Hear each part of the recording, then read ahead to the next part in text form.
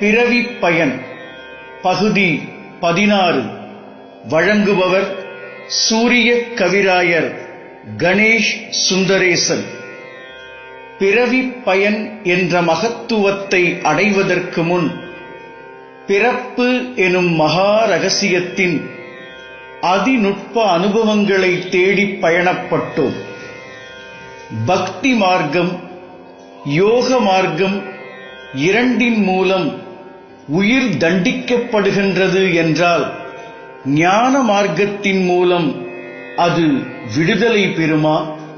இல்லை மீண்டும் சிக்கிக்கொண்டு இது மட்டுமே சரி என்று முடங்கிப் போய் ஜென்ம லாபத்தை நாசப்படுத்துமா?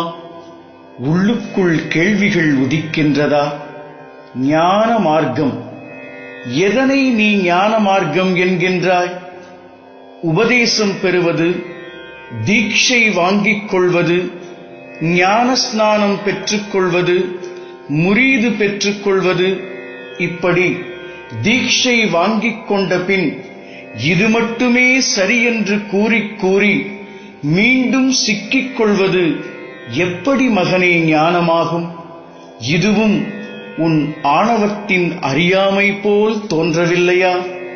நீ எந்த எல்லையில் இருந்தாலும், அதாவது பக்தி, யோகம், ஞானம் என்று எந்த எல்லையில் நீ இருந்தாலும், இதுதான் சரி, இது மட்டுமே சரி, இது ஒன்றுதான் சரி என்று எப்பொழுது கூறத் துவங்குகின்றாயோ அல்லது கூறிக்கொண்டே இருக்கின்றாயோ, உன் ஆணவம் கூர்த்தீட்டப்பட்டுக் கொண்டே இருக்கின்றது என்றுதான் அர்த்தம். உனக்கு எத்தனை வயதோ அத்தனை அடி உயரம் ஆணவம் வளர்ந்திருக்கின்றது என்று அர்த்தம். இதுதான் நீ ஆன்மீகத்தை உணர்ந்து கொண்ட லட்சணம். சிக்கிக்கொண்டு உன் பிறவி பயனை அழித்துக் கொண்டிருக்கும் ஆணவத்தின் கோர தாண்டவத்தை நின்று நிதானித்து கவனித்துப் பார். இதற்கு பெயர்தான் ஒடுக்கம் எனும் விலங்கியல் நிலை. தெரிந்து கொண்டதில் சிக்கிக் கொண்டால் அது ஒடுக்கம், புரிந்து கொள்வதில் விரிவடைந்தால் அது ஓங்குதல்.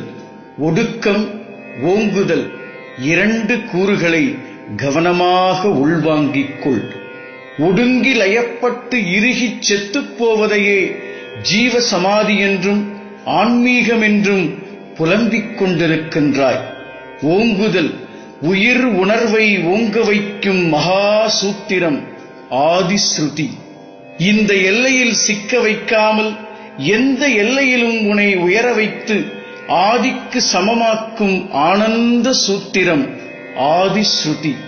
பிறவி பயன் காட்டும் ஞான பிரம்மாண்டம், பிரம்ம ரகசியம் ஆதிஸ்ருதி. ஒடுங்குதல் என்ற எல்லையில் இருந்து மாறி ஓங்குதல் என்ற உயிர்ப்படி ஏற்கும் ஒரு மகா உன்னதம் ஆதிஸ்ருதி. தொடர்பில் மட்டும் இருங்கள், நாளை சிந்திப்போம், சகலமும் சித்தி பெறும். உங்கள் நினைவிற்காக உலக ஒளி மையம் என்ற ஞான திருச்சபை பிறவி பயன் என்ற தலைப்பில் தினம் ஒரு ஞான பிரசாதத்தை உங்களுக்கு வழங்க முடிவு செய்துள்ளது.